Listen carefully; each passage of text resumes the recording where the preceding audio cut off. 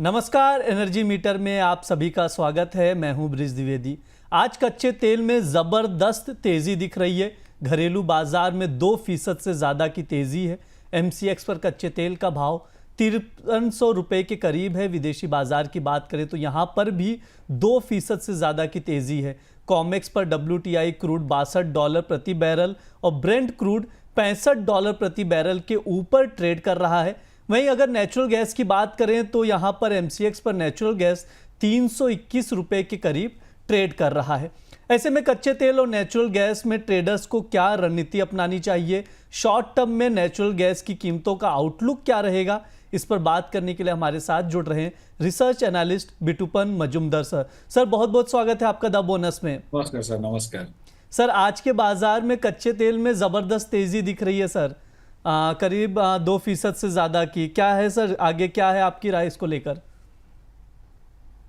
अभी देखिए जो एक ट्रेड डील का जो अभी हुआ है, जॉइंट एक डिस्कशन के बाद जो उभर के आया है कि जो टैरिफ रेट था जो यूएस और चाइना का जिस तरह से अभी 125% के आसपास आ गया था, तो चाइना हैज रिड्यूस्ड टू 10% और यूएस 20% के आसपास रहेगा। मोटा मोटी बात ये है।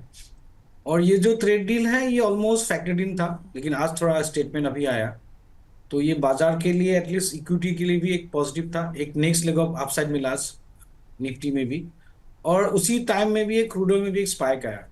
अभी फिलहाल $63 के आसपास है, और ये लग रहा है कि ये $65, 64.70 to $65 WTI का बात कर रहा हूँ मैं, क्रूड ऑयल WTI फ्यूचर्स का। तो ये जाने के लिए कोशिश कर सकता है as a short covering. Market में इमीडिएटली कोई ऐसा नहीं कि डिमांड सिनेरियो सुधर गया है या कोई सप्लाई में कोई प्रॉब्लम, ऐसा कुछ नहीं है, लेकिन एक सेंटिमेंटल पॉजिटिव है, क्योंकि पहला यही रीजन था जिसके कारण WTI $72 से काफी गिर गया था। एक $70 के आसपास गया था, और जो ट्रेड टेंशन था उसके कारण काफी हद तक एक सेल ऑफ आया। रिकवरी करने के लिए कोशिश किया, फिर सप्लाई कट सप्लाई कट नहीं, सप्लाई इंक्रीज का बात आया था ओपेक की तरफ से, तो मार्केट ओवर सप्लाई था, लेकिन वहां से एक बाजार कॉन्टिन्यूसली एक रिकवरी फेज में अभी है, और थोड़ा बहुत और रिकवरी हो सकता है, क्योंकि अभी मई में लास्ट वीक भी हम लोगों ने बात किया था कि मई महीने में यूएस में जो रिफाइनरीज है तो थोड़ा मेंटेनेंस प्रोग्राम में आ जाते हैं, फुल कैपेसिटी में काम नहीं करते, क्योंकि यूएस में समर ड्राइविंग जब सीजन होता है मेमोरियल डे के आसपास से, तो तब ये यूएस में जो गैसोलीन या पेट्रोल का डिमांड बढ़ जाता है, या स्टॉक स्पाइल अभी फिलहाल के लिए थोड़ा कम हो सकता है going forward, may be 1 week और 2। तो ये थोड़ा सीजन है जिस टाइम में क्रूड ऑयल थोड़ा पॉजिटिव ट्रेड भी करता है, साथ में साथों साथ चाइना का भी थोड़ा सा एक, और यूएस का ट्रेड वार का जो सिनेरियो था वो भी सुधर गया है। और दूसरा जो जियोपॉलिटिकल टेंशन था इंडिया और पाकिस्तान का, एक सीज फायर जैसा सिनेरियो है, तो थोड़ा मोटा मोटी जब सेंटिमेंटल सभी चीजों से थोड़ा प्राइजेस के लिए थोड़ा पॉजिटिव डायरेक्शन जाने के लिए लग रहा है। जी बिल्कुल, जो सेंटिमेंट्स हैं वो पॉजिटिव की ओर जा रहे हैं। सर, जैसा आपने कहा कि अमेरिका और चाइना के बीच सहमति बिल्कुल बन गई है। चीन ने अमेरिकी सामानों पर टैरिफ को 125% से घटाकर 10% करने की घोषणा की है। वहीं अमेरिकी चीनी सामान पर अपने 145% टैरिफ को घटाकर जो है 30% करने पर राजी हुआ है। हालांकि ये टैरिफ कटौती अभी केवल 90 दिनों के लिए है। ये खबर थी, अपडेट था, इसलिए हमने आपको बता दिया। सर, ईरान और अमेरिका के बीच जो बातचीत चल रही थी उसमें ईरान ने अमेरिका से साफ कहा है कि वो अपना जो न्यूक्लियर प्रोग्राम है बंद करने वाला नहीं है, इस पर कोई भी बातचीत नहीं होगी।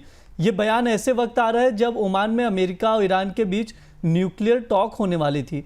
सर, इसका कितना देख रहे हैं, कच्चे तेलों पर कीमतों पर कितना असर देखने को मिलेगा?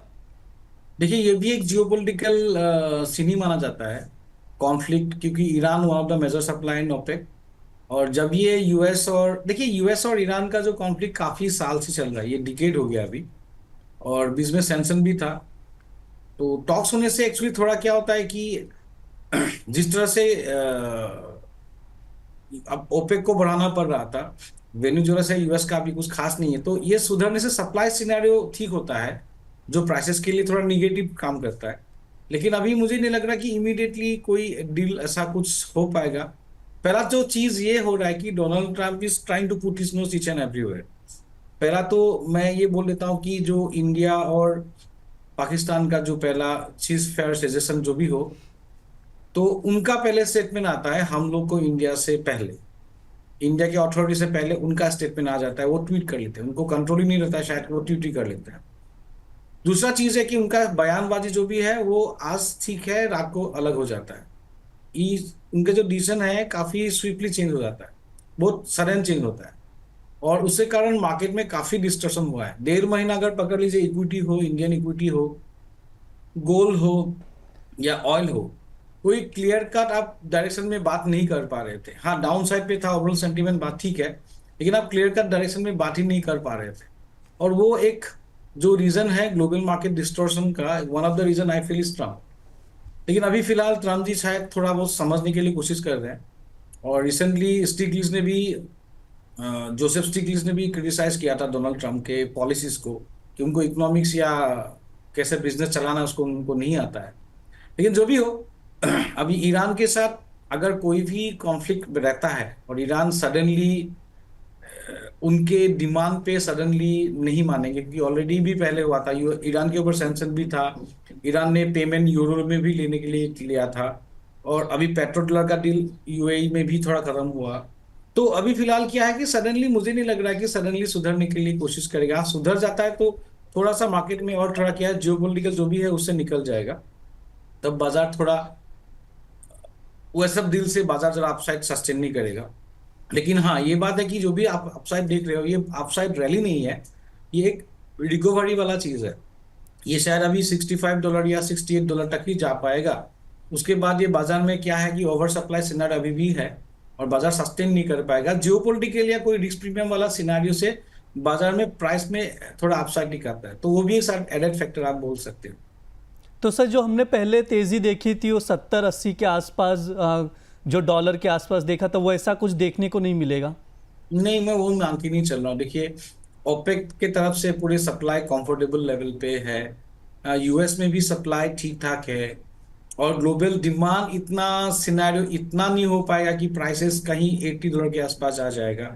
अभी कोई भी ग्लोबल इन्वेस्टमेंट बैंकर के रिपोर्ट से भी देख लो, उन लोगों ने तो 50, लास्ट वीक तो 50-52 के बारे में हम लोग बात कर रहे थे, इफ यू रिमेम्बर। बिल्कुल। तो मैं क्या सोच रहा हूँ कि बाजार थोड़ा ऊपर जाने के बाद सस्टेन नहीं कर पाएगा, क्योंकि अभी भी डिमांड इतना स्ट्रांग नहीं है।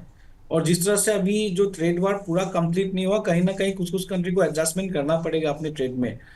तो इतना सिनेरियो नहीं कि पूरा डिमांड बहुत स्पाइक हो रहा है। और दूसरा और एक चीज है, क्रूड ऑयल का एक एक ट्रेंड, और एक चीज है कि इसका जो कॉन्वेंशनल ऑयल का डिमांड होता है, एनर्जी डिमांड में आजकल ऑल्टरनेटिव एनर्जी पे ज्यादा फोकस है, और ईवी में भी बहुत ज्यादा फोकस है। तो वो एक चीज है जिसके कारण थोड़ा सा हो सकता है कि क्रूड ऑयल में लॉन्ग टर्म वाला, जिस तरह से हम लोगों ने जैसे पढ़ा था हार्वर्ड पिक ऑयल का हो गया है, एक हार्वर्ड पिक थ्योरी भी है, तो उतना नहीं है अभी क्रूड ऑयल में। क्रूड ऑयल मुझे नहीं लग रहा है कहीं भी भाव 70 ऊपर सस्टेन कर पाएगा, $70 के ऊपर। हाँ, कभी कुछ सप्लाई रीजन या जियोपॉलिटिकल कोई तनाव के कारण स्पाइक आ जाता है, अलग बात होता है, लेकिन जो spike are not exactly proper pricing होता है, बाजार में थोड़ा वोलेटिलिटी। लेकिन ओवरऑल जो प्राइसिंग है, मुझे लग रहा है ये $60 to $55 वाला रेंज है।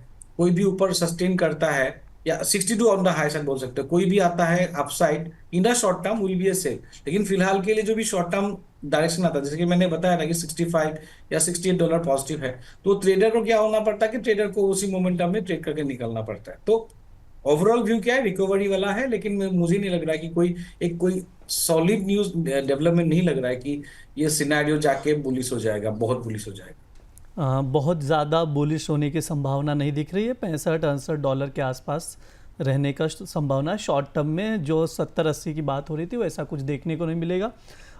इसके अलावा सर ये हो गई कच्चे तेल की बात। MCX पर 5300 के आसपास अभी ट्रेड कर रहा है। सर अब नेचुरल गैस की भी बात कर लेते हैं। इसको लेकर जो शॉर्ट टर्म में आउटलुक कैसा दिख रहा है सर नेचुरल गैस को? नेचुरल गैस में एग्जैक्टली एक थोड़ा सा प्रॉब्लम हो रहा है, क्योंकि पॉजिटिव मोमेंटम के कारण पूरे एसेट क्लासेस में इक्विटीज में भी या क्रूड ऑयल के कारण नेचुरल गैस में थोड़ा सा पुश है अभी फिलहाल के लिए। लेकिन नेचुरल गैस का साइक्लिकल सिनेरियो के हिसाब से नेचुरल गैस इस यहाँ पे बाजार में ज्यादा बुलिश नहीं होता है। तो अभी फिलहाल जो एक रेजिस्टेंस जोन के आसपास है, 325 323 के आसपास है, या सडनली कोई स्पाइक भी हो जाता है साथ में, लेकिन ये सस्टेन नहीं करना है बहुत ज्यादा ऊपर में। ये भाव मुझे लग रहा है सडन स्पाइक से भी हो सकता है छोटा मोटा। ये भाव गिर के 280 तक या 290 में एक्सपेक्ट कर रहा हूँ गोइंग फॉरवर्ड। तो मैं नेचुरल गैस में थोड़ा वेट करके पुल बैक में बेचने के लिए प्रिफर करूंगा, वेरिन मैं क्रूड ऑयल को बाय करने के लिए प्रिफर करूंगा ऑन द डिप्स। तो नेचुरल गैस का रीजन वही है कि सप्लाई कंफर्टेबल लेवल पे है, इन्वेंट्रीज भी कंफर्टेबल लेवल पे है। ऐसा नहीं कि इन्वेंट्री में यूएस में कोई प्रॉब्लम है। हाँ, थोड़ा सा अभी एक नेट एक मोमेंटम जो होता है ना ग्लोबल मार्केट्स का, साथों साथ जब चल जाता है तो उस तरह का थोड़ा सा अभी फिलहाल के लिए कोई बड़ा तेजी का नहीं मुझे लग रहा है फिलहाल। नेचुरल गैस में कोई बड़े तेज़ी की उम्मीद नहीं दिख रही है। थोड़ी सी डिप अगर रहे तो उसमें बाय करके चल सकते हैं, ये सर की सलाह है। हालांकि आज जो सर हमने देखा थी 315 316 के आसपास से 323 तक एमसीएक्स पर नेचुरल गैस पहुंच चुका है। सर वैसे ट्रेडिंग कॉल्स हैं क्या कोई क्रूड ऑयल और नेचुरल गैस को लेकर? क्रूड ऑयल में देखिए अभी फिलहाल 5320 के आसपास पहुंच गया है बात करते करते, तो थोड़ा डिप्स आने दीजिए। 5240 से 5250 वाला यहाँ से एक थोड़ा डिक्लाइन करना पड़ेगा। 60-70 पॉइंट डिक्लाइन होने से मेरे हिसाब से क्रूड ऑयल बाय कर सकते हैं हम लोग। और टारगेट रहेगा आपका 5400 एंड 5450 जो सामने दिख रहा है। 5480 का मोटा मोटी रेजिस्टेंस अभी फिलहाल, तो बाय कर सकते हैं। स्टॉप लॉस रहेगा 5140 का। सर जनरली मेरा ये बाइंग लेवल था 5140, लेकिन वहां तक जाने के लिए अभी बाजार नहीं लग रहा है। तो 5240 वाला या 5250 तक आने से बाय कर सकते हैं। 5400 का या 5450 का टारगेट रहेगा। आज या एक दो दिन में लगेगा। आज इंट्राडे ही बहुत मोमेंटम हो गया तो डिप्स में बाय करना है। नेचुरल गैस का मुझे अभी बाय नहीं लग रहा है करने के लिए, जैसे मैंने व्यू बताया था। मुझे लग रहा है ये 325 टू 327 के आसपास एक रेजिस्टेंस है, वहां पे शॉर्ट करना है। एक स्टॉप लॉस लगाना पड़ेगा 335 में और टारगेट रहेगा 312। प्रिफरेबली आप नेचुरल गैस में मिनी कॉन्ट्रैक्ट में काम करना थोड़ा सा ठीक है, क्योंकि इसमें लॉट साइज भी कम है और सभी लोग पार्टिसिपेट कर पाते हैं। तो natural gas sell on little bit upside और क्रूड ऑयल में buy and decline. Natural gas में बेचकर चलना है। मे कॉन्ट्रैक्ट 325 से 327 के आसपास बेचकर चल सकते हैं। स्टॉप लॉस लगाना है 335 का। टारगेट 312 के आसपास देखने को मिल सकता है। ये हो गई नेचुरल गैस की बात। क्रूड ऑयल की बात करें तो यहाँ पर खरीदारी करके चलनी है। क्रूड ऑयल में खरीदारी करनी है जो सर की सलाह है।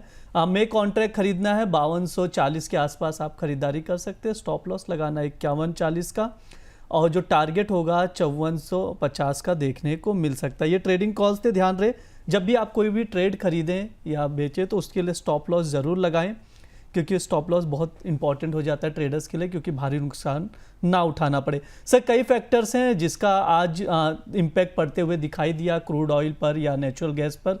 बहुत बहुत शुक्रिया सर विस्तार से समझाने के लिए हमारे दर्शकों को, और इस पर अपनी राय रखने के लिए बहुत बहुत धन्यवाद सर। धन्यवाद, थैंक यू।